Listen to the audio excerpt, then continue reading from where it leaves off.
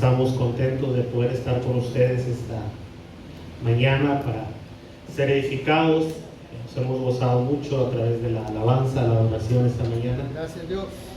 Y estamos contentos, muy contentos por estar aquí y porque sabemos que Dios va a hacer algo hermoso esta mañana. Sí. ¿Cuántos están esperando algo del Señor esta mañana? Yo creo que todos cuando venimos a esta casa tenemos que venir expectantes de lo que Dios va a hacer. Y Dios va a hacer algo maravilloso esta mañana. Dios va a sorprender tu vida, va a sorprender mi vida esta mañana. ¿Amén? Sí. Bueno, pues ya lo comentó el pastor, mi nombre es Silvestre Rodríguez. Difícil que se le vaya a olvidar mi nombre. Sobre todo en alguna ocasión me tocó, estábamos buscando a un muchacho y voy y toco la puerta de su casa y la señora me reconoce y va y le habla a su hijo: hijo, te habla este muchacho, el gato, hombre, el gato. Ah, Silvestre. Sí. Entonces es difícil que se vaya a poder. Son anclajes que utilizamos. Y pues bueno, tenemos cerca de 21 años de haber sido convertidos, de haber sido alcanzados por el Señor. Soy el tercer hijo de 4. Estaba planeado ser el menor, pero pues no, llegó un cuarto. Y pues bueno, tenemos 35 años de vida. Yo sé que usted me ve un poco calvo, pero es herencia. Y nos amamos así, porque el Señor así nos hizo. Y entonces estamos casados, mi esposa Ana Laura Muñiz, hija de pastores. Que cuando la vi hermosa. Dije: es hija de pastor, tiene gracia de Dios. Señor, esta tiene que ser la mujer que tú mandas. No por algo me guardé 8 años desde que me convertí y estuve pidiendo por una mujer y tú me diste lo mejor, entonces aquí está y tengo que aprovechar la oportunidad. Y tenemos 10 años ya de casados. 10 años de casados y estamos sirviendo en la iglesia Sarón en Sabinas, Coahuila, una ciudad pequeña de 65,000 habitantes, de mucho polvo, mucho calor, pero felices y contentos del lugar donde Dios nos plantó.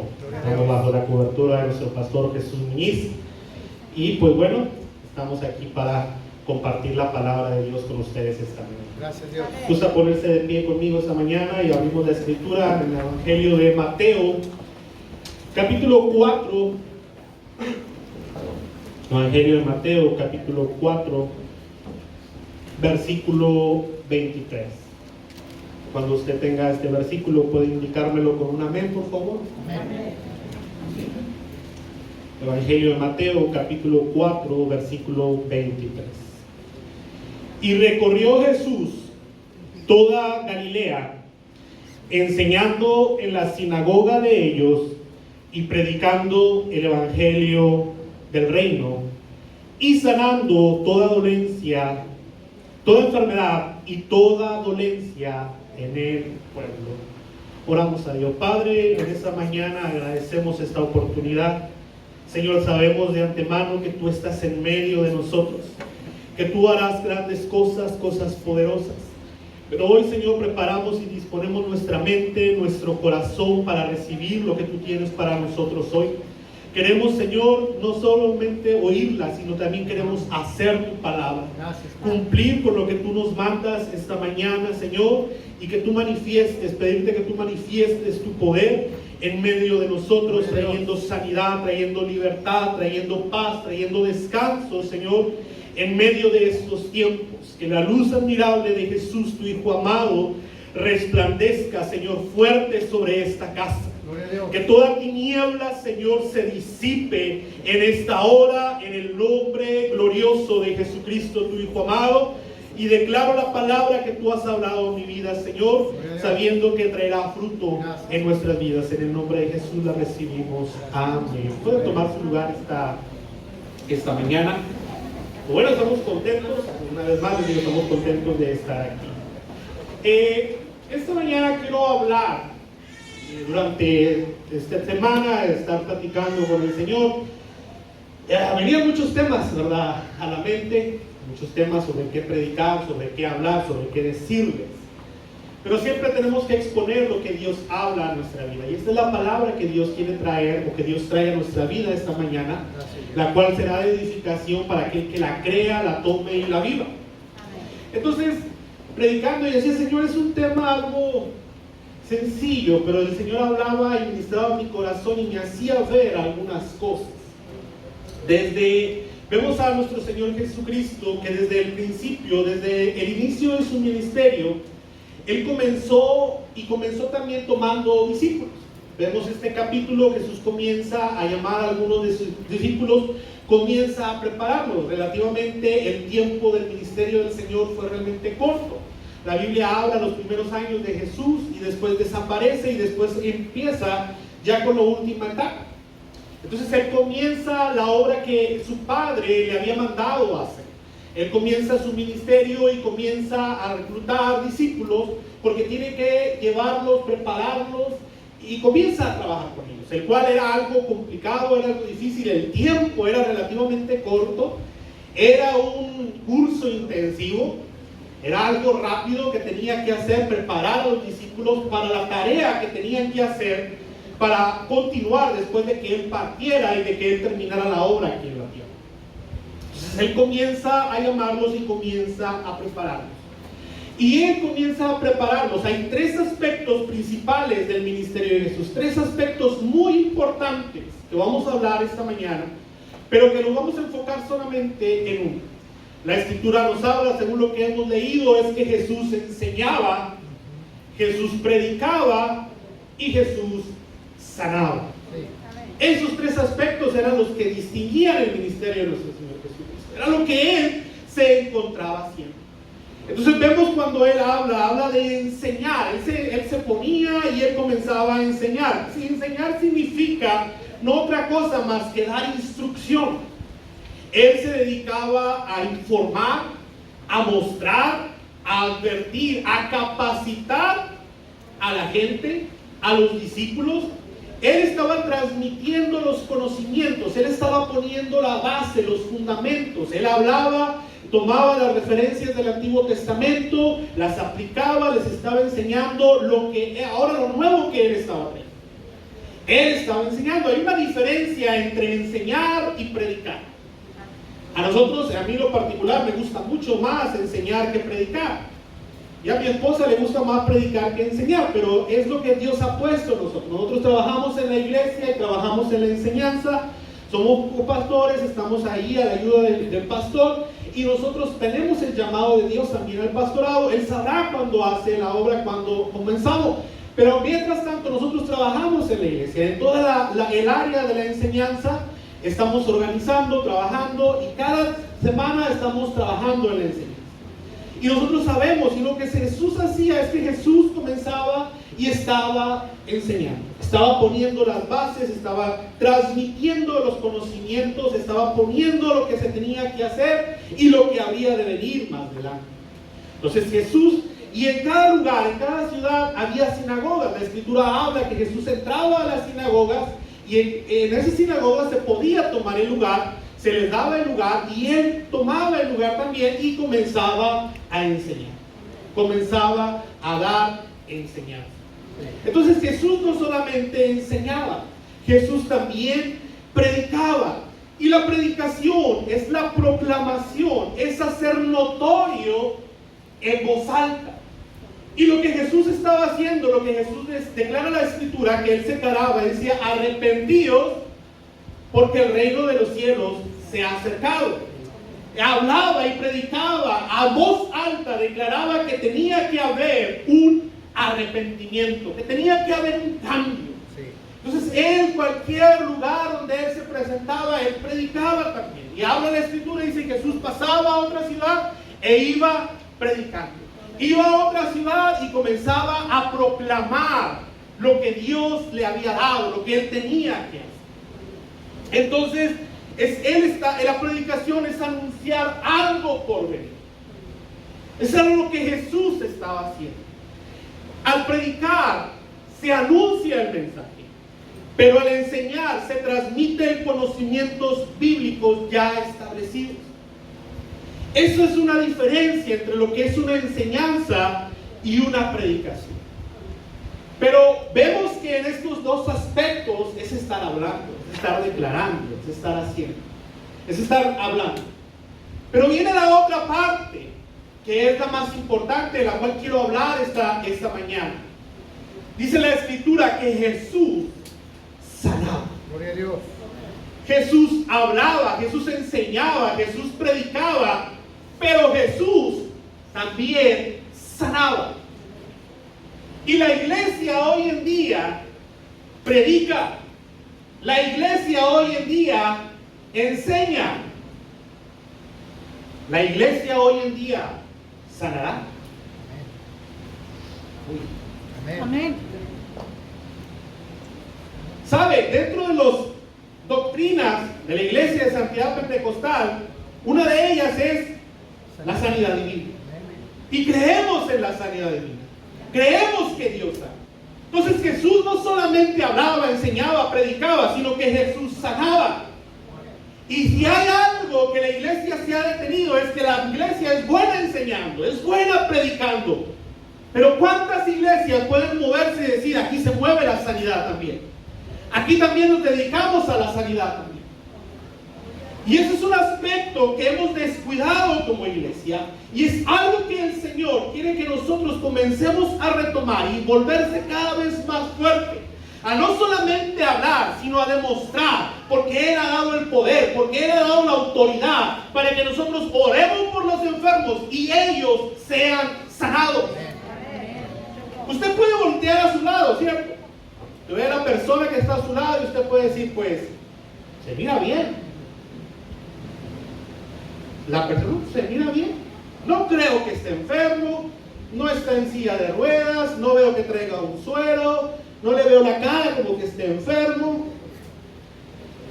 Pero si usted le preguntara y si tomara un tiempo para platicar con la persona que usted tiene a un lado, usted va a encontrar a una persona probablemente que sufre de migraña, una persona que probablemente tenga dolores de estómago, una persona que tal vez sufra para ir al baño, tal vez pueda encontrar a una persona que lo ve muy bien físicamente, de repente le dé una bolita, no es su panza, es una hernia que tiene ahí. Yo conocí a una persona, tenía su panza, su estómago estaba gordo, y de repente le saltaba una bola aquí que le salía. Yo dije, ¿qué es eso? Era una hernia. Y esas cosas son peligrosas. Y tanta gente que padece insomnio, usted le puede hablar y esa persona no descansa, esa persona no duerme. Y hay tanta enfermedad dentro de la iglesia, tanta dolencia dentro de la iglesia y no nos damos cuenta. Porque solamente estamos predicando, solamente estamos enseñando, pero no estamos supliendo la necesidad, no estamos supliendo completamente la necesidad de ir y orar por esa enfermedad y decir, te vas en el nombre de Jesús, porque Él pagó el precio en la cruz del Calvario, porque Él nos da la sanidad. Pero ¿quién se atreve a orar por los enfermos? ¿Quién se atreve a ir a la enfermedad? Y eso es algo que tenemos que retomar. Si hay algo, cada iglesia tiene una característica fundamental. Hay como un ADN en cada iglesia es diferente. El principio, la palabra, el orar por los enfermos es para todos.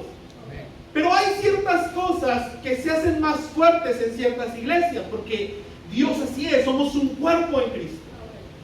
Hay iglesias que se mueven mucho en lo profético, hay iglesias que se mueven mucho a través de la alabanza, la adoración, hay iglesias que tienen un rasgo muy característico. Pero el llamado a la sanidad es para todos. Y durante mucho tiempo, en la iglesia donde nosotros hemos estado, siempre buscábamos una forma de trabajar. Siempre buscábamos una manera de poder alcanzar, de poder llegar. Y llegaron los 90, los 2000, vamos a hacer células y vamos a hacer esto. Y lo hacíamos y empezábamos bien y lo dejábamos. Y salía otra onda nueva, como decimos, y la tomábamos y comenzábamos a hacer y así andábamos. Hasta que llega un momento y decimos, bueno, esto no se nos da, ¿qué es lo que tenemos nosotros? Y comenzamos a ver hacia atrás y comenzamos a ver que había dentro de la iglesia. Y desde hace mucho tiempo había un pastor en esta iglesia de hace 30 años que era muy usado por Dios en la liberación, en la sanidad.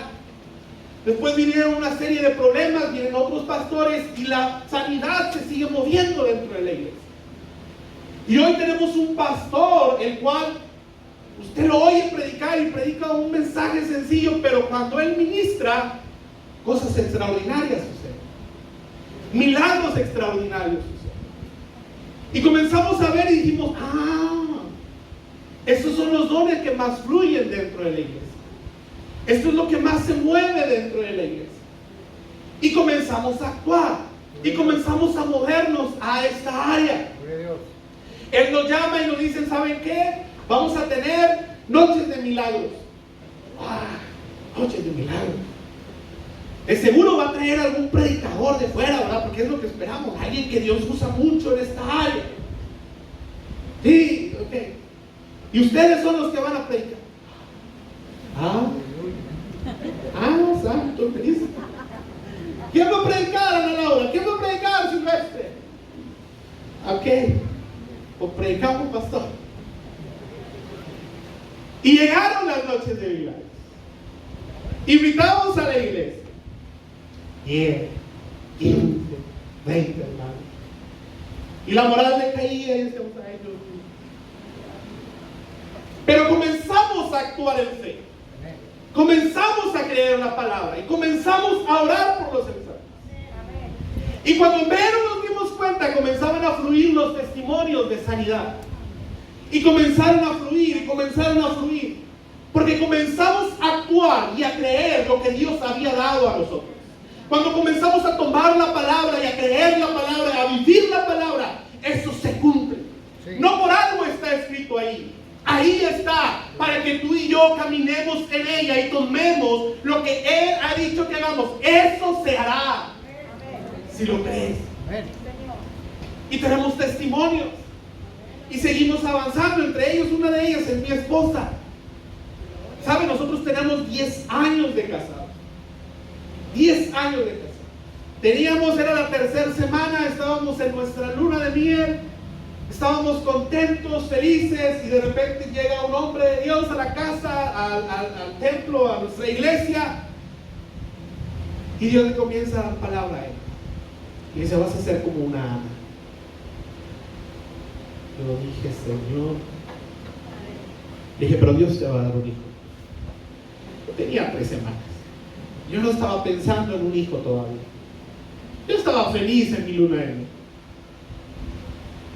Sabíamos que pudiéramos tener algunos detalles. Pero sin embargo, Dios estaba preparando nuestro corazón para el tiempo que íbamos a pasar. Hoy tenemos 10 años y nosotros estamos orando a Dios por esa palabra, por esa promesa. Y en el transcurso de ese tiempo comenzamos a tratarnos. Y algunos de los detalles que ella tenía y de los problemas que ella traía, ella le declararon que ella tenía ovarios poliquísticos. Problemas que muchas mujeres pasan, pero usted no se da cuenta. Porque no son temas que a las mujeres les guste hablar, ¿cierto? Y menos con un hombre. Cuando ella va con un ginecólogo, ella va con otro, le dicen, sí, aquí está. Llegan las noches de milagros y comenzamos a orar a Dios. Comenzar a orar y a pedir a Dios. Y cuando menos lo esperamos, llega otra consulta y le dicen, ¿sabes qué? No sé por qué te dijeron que tienes ovario poliquístico, porque aquí no se ve nada.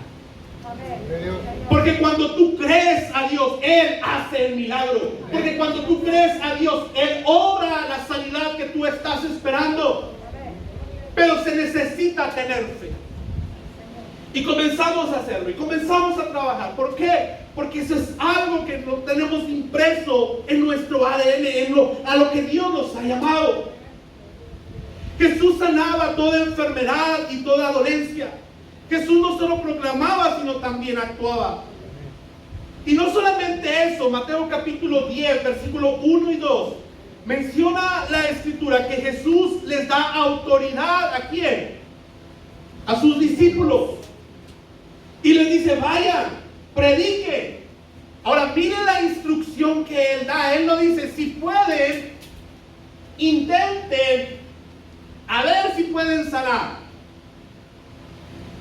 Él con toda certeza le dice, vaya y sane. Vaya y sane toda enfermedad, toda dolencia. Él transfiere esa autoridad a sus discípulos y les dice, vayan, atrévanse porque las cosas van a suceder. Él les da la autoridad, les da las instrucciones, pero Él sigue sanando hoy, y en esto debe moverse la iglesia también hoy en día, atreverse a orar por los enfermos. Hoy cada domingo que terminamos, por lo regular, nuestro pastor siempre habla, voy a orar por los que tienen problemas de la vista. Cada domingo. Y Él nos dice, si usted ya se cansó, bueno, pero yo no me he cansado y yo voy a seguir orando por usted hasta que Dios haga la obra completa. Ay, es que es normal traer lentes. No es normal, Dios no lo hizo con lentes. Dios le dio ojos perfectos. Y Dios puede sanarlo, pero falta quien crea y diga, yo quiero quitarme estos lentes. No, pero ya hay gente que ya se acostumbró. Ya no sabe cómo vivir sin sus lentes. Ya no sabe cómo vivir sin una muleta. Ya está ahí amoldado. Pero Dios tiene el poder para sanar. Y cada domingo Él nos manda a orar y nos dice, vamos a orar. Y ahí está orando, ahí está orando, ahí está orando. Si usted se cansó, yo no. Y ahí está, domingo tras domingo, domingo tras domingo. Porque estamos creyendo en un Dios que tiene poder. Estamos creyendo en un Dios que hace milagros. Estamos creyendo en un Dios que puede levantar de la cama, que puede sanar el cáncer, que puede sanar la diabetes, que puede tener y puede hacer milagros creativos todavía. Alguno pensará, ay, yo estoy esperando sentir un fuego y un calor y que saltar y salir corriendo. Hermano, Dios lo hace en su tiempo, en su momento. Hoy lo declaro, caminando a tu casa, estando en tu casa durante la noche, la sanidad vendrá si tú la crees. La sanidad vendrá a tu vida si tú la crees. Si tú tienes la fe y dices, yo tomo la palabra y yo creo que Dios va a sanar esta dolencia, esta enfermedad que estoy pasando, que Dios va a transformar mi vida y la de mi casa. Porque Dios tiene el poder para hacerlo y hay que seguir declarándolo en medio de estos tiempos. Él puede cambiar toda situación en tu vida. Usted sabe, nosotros tenemos una carrera, somos ingenieros, soy ingeniero industrial. Mis hermanos, mi hermana es licenciada en informática, una carrera que ya. Mi hermano es ingeniero en recursos minerales y energéticos. Otro hermano tiene 44 años, acaba de terminar su carrera, también es ingeniero industrial. Pero cuando Jesús llegó a nuestra vida, nosotros no teníamos una esperanza. Nosotros vivimos en un tiempo muy difícil, en el cual nosotros vivíamos de renta, rentábamos casas para poder estar. Y en una de las últimas casas en las cuales vivimos, las condiciones eran realmente difíciles. Había 3 cuartos, en un cuarto estábamos todos nuestros hermanos, el techo eran de lámina. En una ciudad donde las temperaturas llegan a alcanzar los 44, 45 grados durante las tardes, pues durante las noches no baja de los 30 grados, imagínense el calor tan grande, ya los abanicos de agua que le llamamos, no te dan abasto. Y recordar siempre que cada que llegaba el diciembre nos pasaban a otro cuarto que era más caliente porque era de madera para que no sufriéramos las inclemencias. Teníamos un baño en el cual tenías que tapar por todos lados porque entraba el aire. Eran condiciones de pobreza muy grandes. Pero sin embargo, Jesús llegó a nuestra casa. Y en los momentos más difíciles, Él vino a transformar todo en nuestra vida. Para un tiempo mi hermano cae enfermo, mi papá cae enfermo. Y dura casi un año incapacitado sin poder trabajar. Él tenía una casa, tenía un terreno y no podía avanzarle porque pues éramos 4. En la etapa de crecimiento, tener que estar comprando, dando para todo. Y en ese momento él enferma. Él cae enfermo y durante un año no trabaja. Pero teníamos una abuela la cual creía en Dios, el cual partió con el Señor ya hace años, que cada día oraba por nosotros. Y oraba, y oraba, y oraba. Y en el momento de la enfermedad, Jesús llegó a nuestra casa. En ese momento, en ese año que Él no trabajó, los recursos eran menos. Y recuerdo cómo llegaba mamá, vamos a la secundaria, hay dinero, y mamá veíamos su cara, donde no sabía cómo hacerle para darnos dinero. Pero durante ese tiempo Él llega, y durante ese tiempo la casa que Él estaba construyendo, la terminó. En un tiempo donde no parecía que pudiera haber dinero para hacer una construcción, en ese tiempo Jesús llega y crea un milagro en medio de nosotros.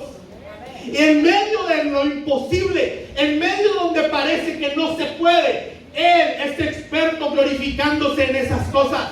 Cuando tú lo invitas a llegar a tu enfermedad, cuando tú lo llegas a mostrarse en tu casa, Él se va a glorificar. Y el milagro ocurrió. Y seguimos avanzando. Todo cambia cuando Jesús está en medio de nosotros. Él transforma todo. Toda oscuridad es disipada por la luz admirable de Jesús, su Hijo amado. Porque cuando Jesús está en un lugar, todo tiene que cambiar. Hoy tengo que decirte, Jesús está en medio de nosotros. Y Jesús está aquí para transformar lo que tú necesitas. Jesús está aquí para hacer la obra en ti esta mañana. Oh, Dios santo. Entonces, ¿por qué no nos movemos en sanidad? Porque no entendemos quién somos. Es cierto, yo no puedo sanar. Pero Pablo dijo algo: para que habite por la fe Cristo en nuestros corazones. Pero el que está en ti sí lo puede hacer. Aquel que vive en ti sí lo puede hacer. Cuando tú vas y oras, tú no lo vas a poder hacer. Lo único que tienes que hacer es tener fe, actuar en fe, estar bajo autoridad. Y Él, el que habita en ti, va a hacer la obra. El que está en ti es el que va a obrar en sanidad. El que está en ti es el que va a obrar en libertad. Pero tienes que entender quién es el que está en ti. Por falta de fe, por falta de compasión. Oh, en una ocasión teníamos una célula en ese tiempo y eran de muchos muchachos. En ese tiempo habíamos estado ministrando a un muchacho y este muchacho medía como 1.90. Entonces ya se imaginará, pues, fuerte, estaba alto, se llamaba Heriberto. Y los muchachos, por verlo grande, le decían Tote, por grandote. Le decían, ay, de Tote. Aprieto él, era como de Veracruz por ahí. No es que sea la geografía, digo porque él decía que él era de allá, su amigo. Entonces, cuando pasa eso, yo creo que si no se va a ofender. Entonces, cuando pasa esto, él comienza y comenzamos a darnos cuenta que hay ciertas cosas que no estaban bien con él. Llega un tiempo que teníamos una campaña dentro de la iglesia y ya sabíamos que algo tenía. Comenzamos a orar por él y se manifiesta lo que traía dentro de él. Y bueno, es una cosa, pues imagínense, hermano, altote, cuando el enemigo entra en una parte, o sea, aquella cosa cambia completamente. Entonces se ora por él, no queda totalmente libre, pero él sigue avanzando, él sigue creciendo dentro de la iglesia. Pues le toca llegar a mí, a la reunión de hogar donde estábamos, y pues ahí estaba yo solo. Y yo dije, Señor, bueno, tú capacitas, tú sabes, tenía 5 o 6 años de convertido, nunca había experimentado estas cosas y bueno, dije, vamos a declarar la palabra, vamos a hacerlo y no le voy a mover. No le quiero mover y comenzamos a orar. Pero cuando Jesús está en un lugar, cuando el Espíritu de Dios está en un lugar, no hay nada que se pueda oponer a él. Y sencillamente comenzamos a orar y pues aquello comenzó a manifestarse. De repente el muchacho cae y de repente comienza ahora estaba orando y estaba hablando otras lenguas. Pero uno lo oye y dice, estas no son lenguas angelicales, estas son diabólicas. Y cuentan los muchachos en ese tiempo y dicen, no hombre, yo pensé cuando estábamos ahí, ya nos estábamos poniendo todos de acuerdo. No, tú le agarras las piernas, yo le agarro los brazos para que Silvestre ore por él. Y yo, y ya me aventaron a mí, ¿verdad? Pero cuando Dios está en medio de un lugar, cuando Él está en medio de nosotros, Él trae libertad a nuestras vidas. Todo tiene que cambiar cuando Jesús está en un lugar. Y Jesús está esta mañana aquí en medio de nosotros. La tristeza se tiene que ir, el dolor se tiene que ir, porque Él es en medio de nosotros. Después fue ministrado y fue libre. Había hecho un pacto de sangre con el enemigo. Pues ya imaginará cómo estaba el muchacho. Era una cosa tremenda. ¿Por qué no nos movemos? Porque no estamos bajo autoridad. Y la autoridad tenemos que respetarla. Tenemos que respetar a nuestro pastor. Yo espero que nuestro pastor no batalle, con usted en ese tema. Espero que nunca haya llegado a algún evento por allá y que de repente vea y diga, ¿es ese Juanito el que está tocando? ¿A qué hora pidió permiso? Porque eso no es estar bajo autoridad. Usted tiene que aprender que tiene una autoridad y tiene que someterse a esa autoridad. En lo más simple y en lo más mínimo, uno tiene que tener respeto por la autoridad y pedir el permiso. Siempre cuando nosotros viajamos a la casa de mi esposa, siempre le digo, pastor, ya vamos para allá. Le dije, lo más seguro es que mi suegro me vaya a invitar a predicar. Pastor, ¿me da permiso? Y me dice, sí.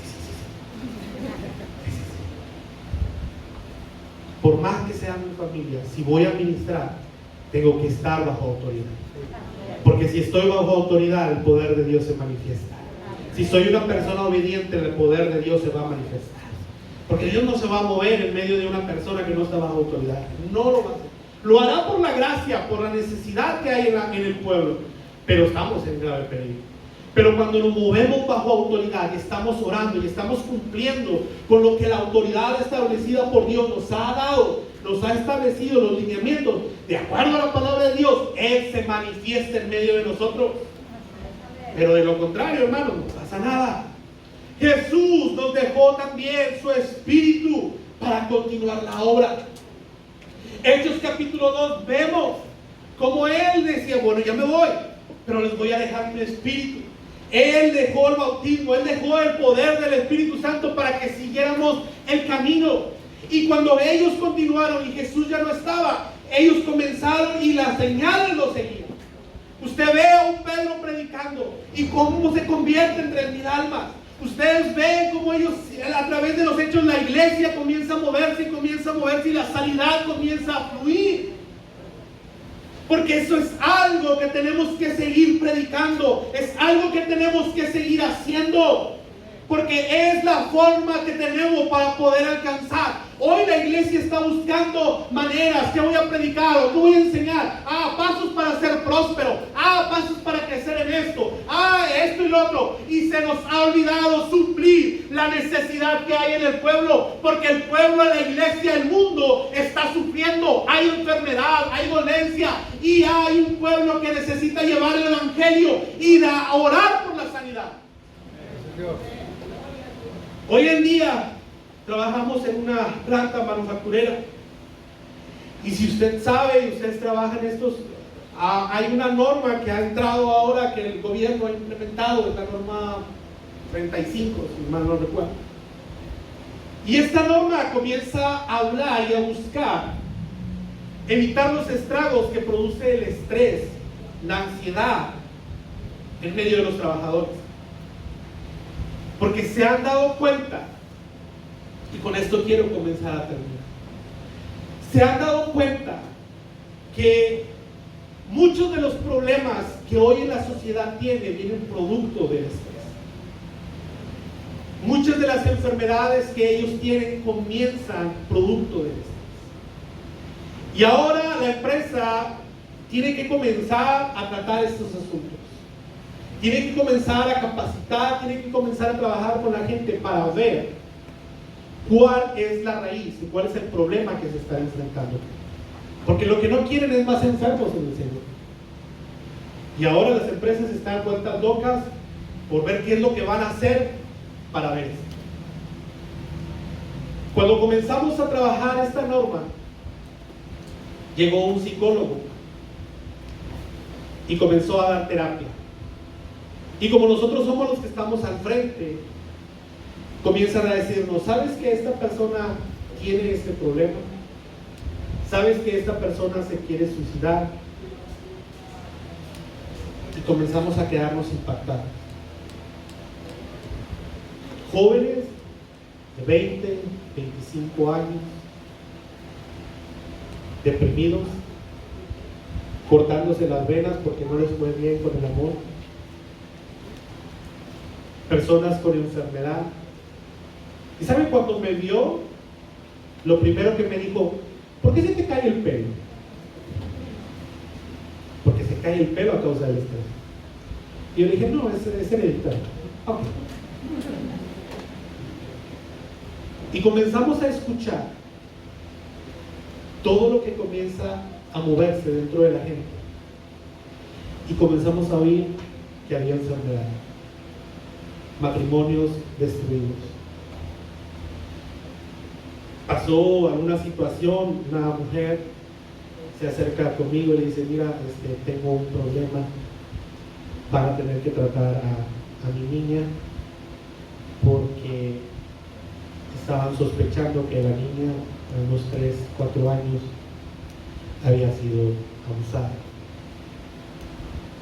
Y ella imaginará el dolor que ella tenía, la desesperación de no saber cuál era la situación y quién había sido. Apuntaba hacia un hijo mayor de ella, hacia el padrastro. Y bueno, gracias a Dios no era nada de eso, era una infección que la niña tenía. Pero de esos detalles te encuentras en un mundo que está sufriendo. Aún en medio de la iglesia tenemos gente que está sufriendo. Y que tú y yo tenemos el arma, que tú y yo tenemos el pan de vida, que tú y yo tenemos la respuesta, que tú y yo tenemos a Cristo Jesús y tenemos que ayudar, tenemos que ministrar, tenemos que dar, tenemos que entregar, tenemos que mostrar a Jesús en nuestra vida. Pero ¿quién se atreve esta mañana? ¿Quién se atreve esta mañana a decir: Señor, yo voy a hacerlo? ¿Quién se levanta esta mañana y dice: yo estoy dispuesto a hacerlo? Yo creo esta mañana que tú tienes el poder para sanar. Yo creo que tú tienes el poder para transformar. Yo lo voy a hacer. Yo voy a salir, yo voy a ir con mi vecino, yo voy a ir con mi familia que está en necesidad. Yo voy a comenzar a platicar, voy a comenzar a indagar, porque me duele la condición, porque me duele la necesidad, y sé que tengo un Dios de poder, sé que tengo un Dios poderoso que puede hacer un milagro. Pero ¿quién se atreve esta mañana? ¿Quién se atreve esta mañana? Gracias, Dios. La Biblia dice: bendice alma mía a Jehová y bendiga todo mi ser su santo nombre. Bendice alma mía a Jehová y no olvides ninguno de sus beneficios. Él es quien perdona todas tus iniquidades y el que sana todas tus dolencias. Pues hoy bendecimos al Señor porque Él nos ha sanado. Amén. Yo quiero que oremos a Dios una acción de gracias, pero también quiero que oremos por esas dolencias que a veces son solamente del alma, porque han sido provocadas quizás por relaciones interpersonales que usted ha guardado ahí. Pero el día de hoy el Señor dice: sana todas mis dolencias.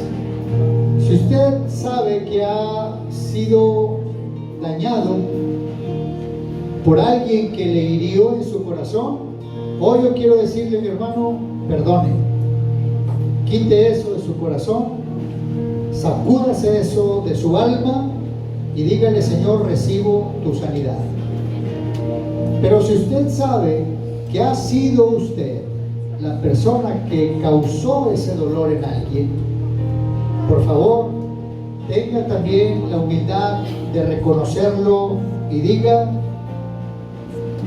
te herí, te lastimé, hice esto que te lastimó, perdóname, perdóname.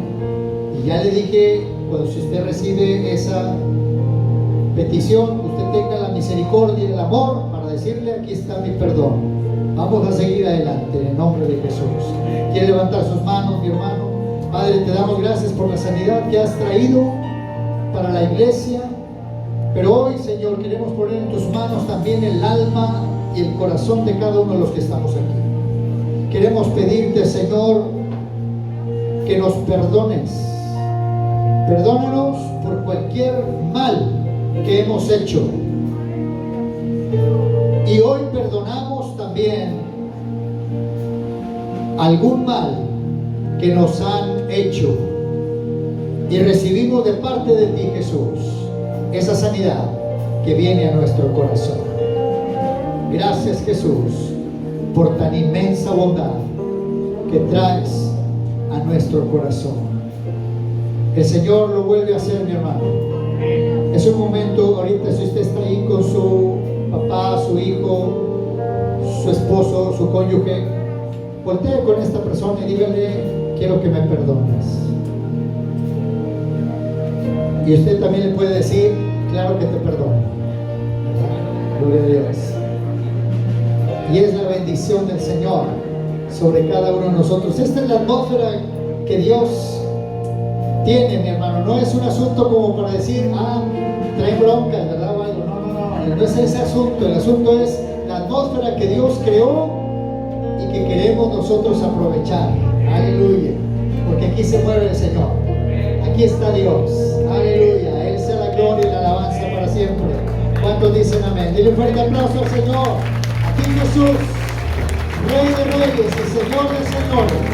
Tuya es la gloria y la alabanza para siempre, mi amado Dios. Gloria a Dios. Él es el que sana todas tus dolencias. Iglesia de Cristo, levanta tus manos. Que el Señor te bendiga y te guarde. Que el Señor haga resplandecer su hermoso rostro sobre ti y tenga de ti misericordia.